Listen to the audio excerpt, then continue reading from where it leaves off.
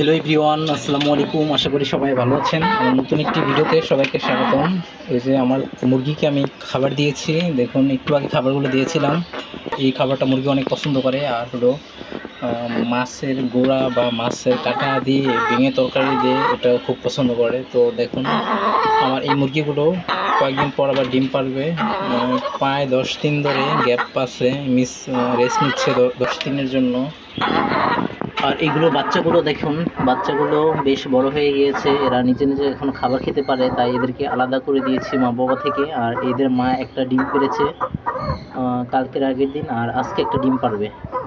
তো এখন বাজে হলো 1টা 22 বাজে, আর এদের মা সম্ভবত ডিম পারবে 3টার পরে ডিম পারে। তো ডিম কয়টা পেরেছে তা আপনাদেরকে আমি দেখাচ্ছি। সম্ভবত একটাই পেরেছে।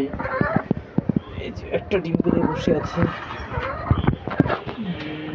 একটু সাইডে নিয়ে আসি, সম্ভবত একটাই পেরেছে, কারণ আরেকটা ডিম পারবে 3টার দিকে পারবে।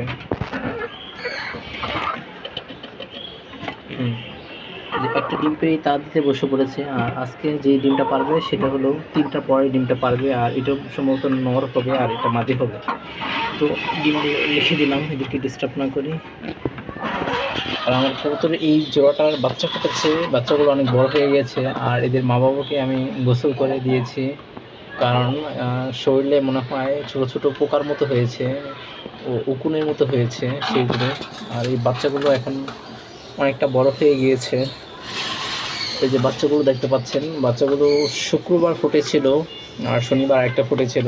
তো দেখুন একটা সমস্যা হলো, এই যে মাছি এগুলো এখানে ঘোরাফেরা করে, আর ময়লা যদি এগুলা পরিষ্কার না করি তাহলে মাছি এখানে ডিম পেড়ে ফেলবে, আর ডিমের মধ্যে এক ধরনের পোকা জন্ম নেবে এখান থেকে। তো এগুলো কালকে আমি পরিষ্কার করে ফেলবো। আজকে অনেক পরিষ্কার করেছি, খাঁচার টেরে আর গোসল করে ফেলেছি যেহেতু, তাই আজকে আর পরিষ্কার করতে পারছি না, কালকেই পরিষ্কার করব। তো রেখে দিলাম আমি। আমার কবুতরে এগুলো আমি গোসল করে দিয়েছি, দেখুন সবগুলোকে গোসল করে দিয়েছি, কারণ এগুলো অনেক পাখা জ্বালাজালি করে, আর এদের পাখা শরীর থেকে পড়ে তারপরে উড়ে ঘরের মধ্যে চলে আসে, তার জন্য গোসল করে দিয়েছি।